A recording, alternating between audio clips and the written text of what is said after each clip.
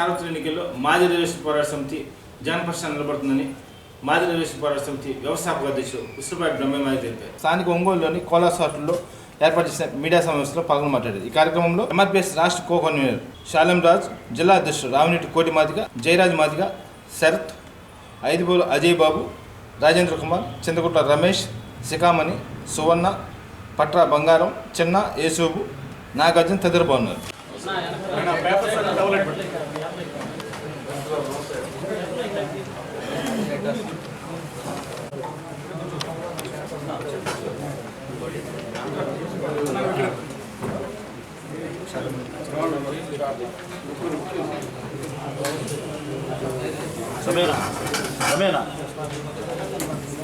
మీరు ఒక ప్లేస్ మధ్యలో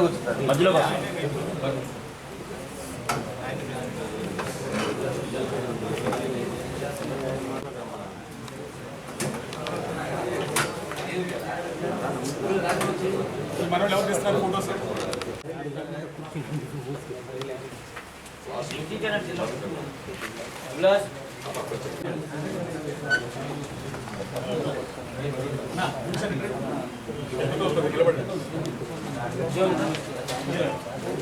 ముందుగా విలేకరుల సమావేశానికి హాజరైనటువంటి ప్రింట్ ఎలక్ట్రానిక్ మీడియా మిత్రులందరికీ సామాజిక ఉద్యోగ నమస్కారాలు. మే 13న జరగనున్న సార్వత్రిక ఎన్నికల్లో మాదిగ రిజర్వేషన్ పోరాట సమితి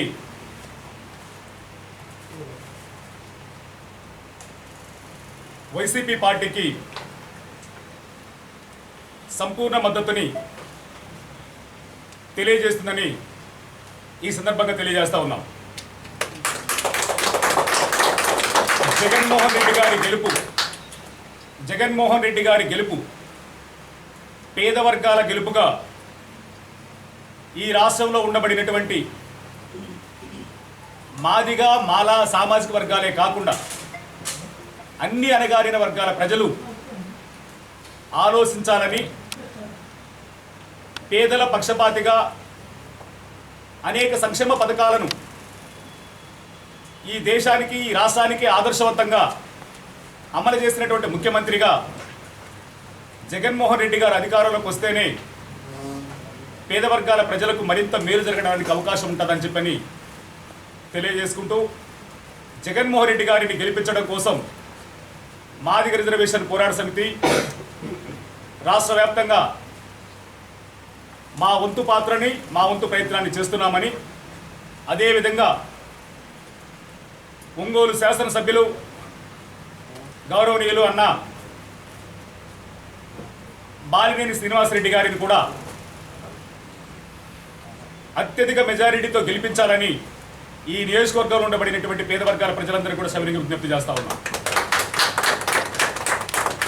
బాలినేని శ్రీనివాసరెడ్డి గారు మంచితనానికి, మానవత్వానికి, నిజాయితీకి నిలువెత్తు రూపం ఎవరన్నా ఉన్నారంటే అది బాలినేని శ్రీనివాసరెడ్డి గారు.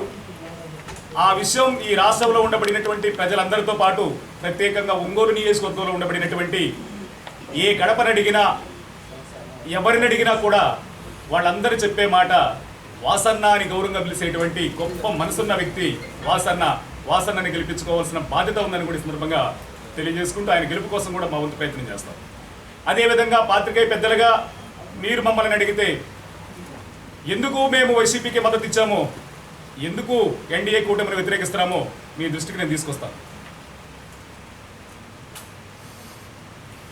ఈరోజు మాదిగ రిజర్వేషన్ పోరాట సమితి ఎస్సీ రిజర్వేషన్లను ఏబిసిడీలుగా వర్గీకరించాలని గత 30 ఏళ్లుగా పోరాటం చేస్తున్న విషయం మీ అందరికీ తెలిసిందే.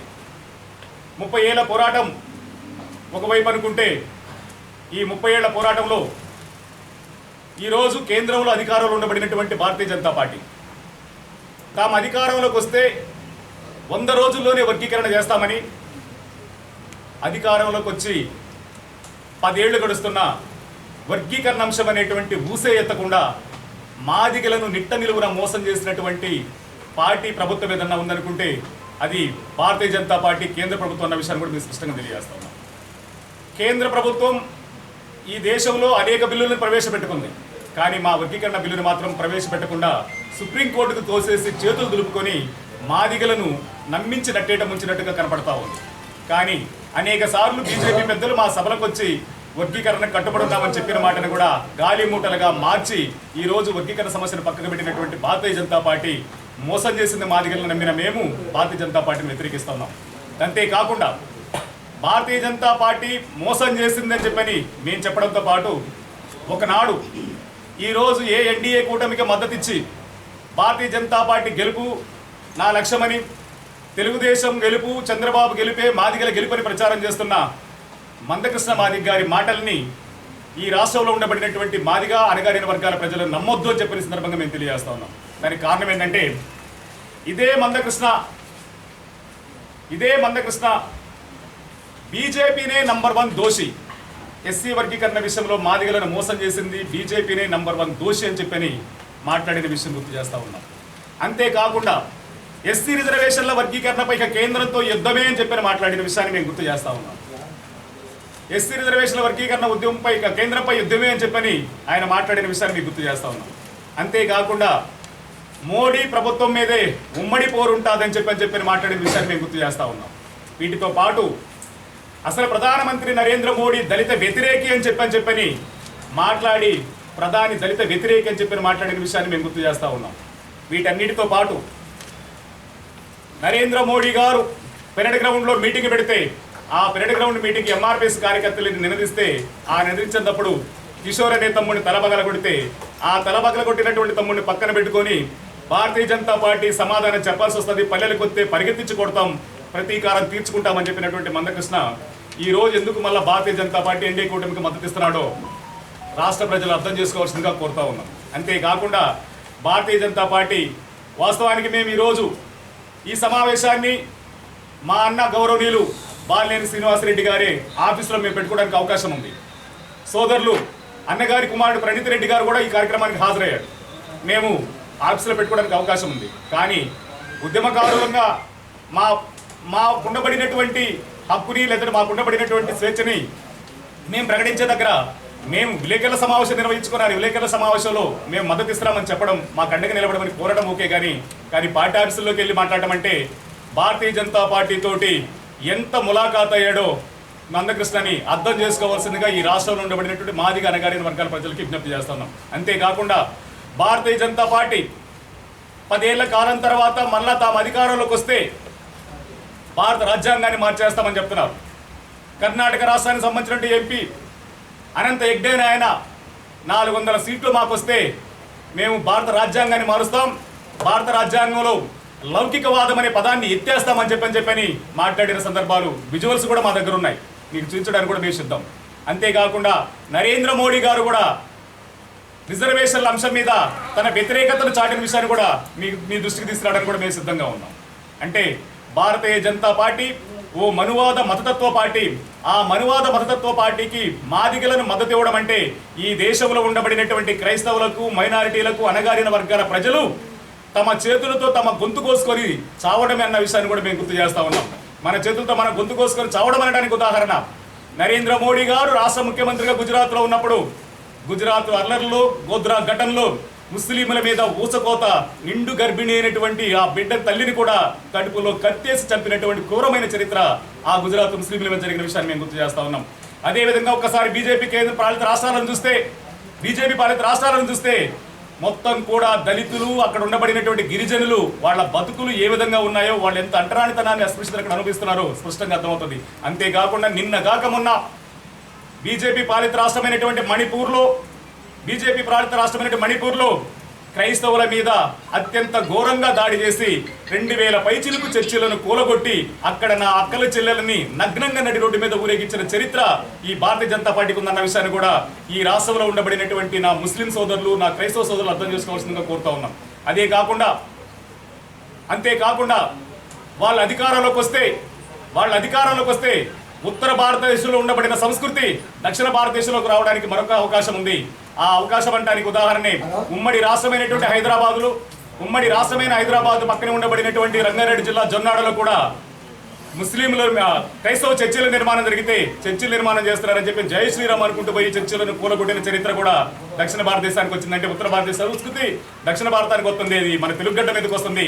అది తేవడానికి గుర్తుపెట్టుకోండి నా క్రైస్తవ సోదరులారా, ముస్లిం సోదరులారా, మాల అనగారిన వర్గాల సోదరులారా.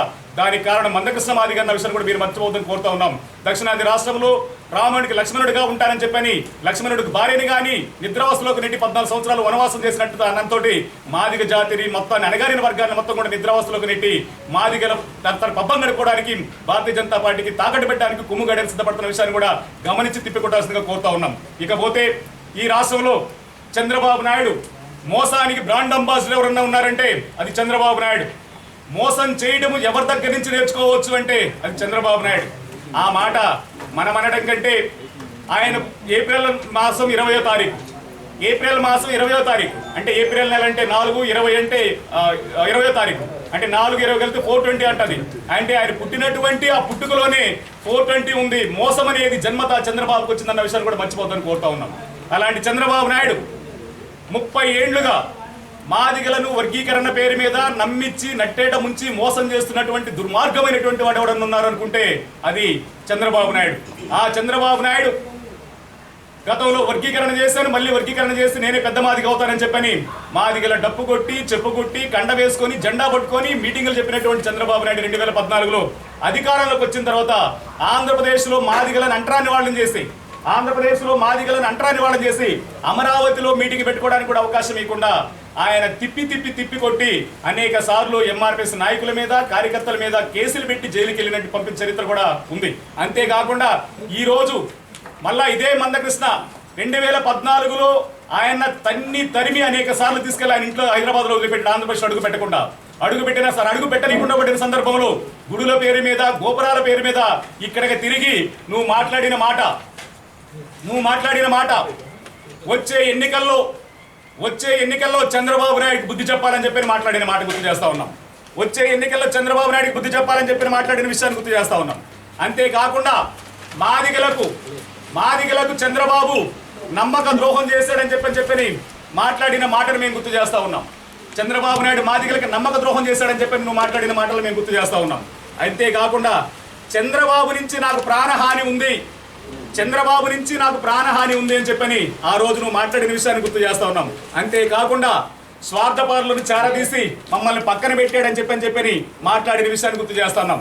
మాదిగలను అనగదొక్కుతున్న చంద్రబాబు నాయుడు అని చెప్పని నువ్వు చంద్రబాబు నాయుడు మాదిగలు అనగదొక్కాడని చెప్పని మాట్లాడిన మాటలు మేము గుర్తు చేస్తా ఉన్నాం.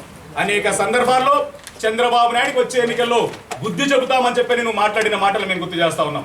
ఇవన్నీ కూడా ఎందుకు సాక్ష్యాలుగా చూపిస్తున్నామంటే ఈ రాష్ట్రంలో ఉండబడినటువంటి నా మాదిగ ప్రజలు, ఈ రాష్ట్రంలో ఉండబడిన నా అనగారిన ప్రజలు ఒక మనువాదం వైపు తీసుకెళ్లాలని చూస్తున్న ప్రయత్నాన్ని, ఒక మోసగాడి వైపు తీసుకెళ్లాలని చూస్తున్న ప్రయత్నాన్ని అర్థం చేసుకోవడం కోసమే మరి గత ఎన్నికల్లో చంద్రబాబు నాయుడు నమ్మక ద్రోహని, చంద్రబాబు నాయుడు మోసగాడని, చంద్రబాబు నాయుడు 420 అని, చంద్రబాబు నాయుడు ఎన్నుపోటుదారుడని, చంద్రబాబు నుంచి నాకు ప్రాణహాని ఉందని చెప్పని అనేక సార్లు మాట్లాడిన నువ్వు ఈ రోజు మళ్ళీ అదే చంద్రబాబు తోటి చెలిమి చేయడానికి, అదే చంద్రబాబు నాయుడు కవిగిల్లోకి దూరడానికి మీ ఇద్దరి మధ్య ఉండబడిన అక్రమ సంబంధం ఏందో ఈ రాష్ట్ర ప్రజలు అర్థం చేసుకోవడం కోసం అన్న విషయం కూడా మేము గుర్తు చేస్తా ఉన్నాం.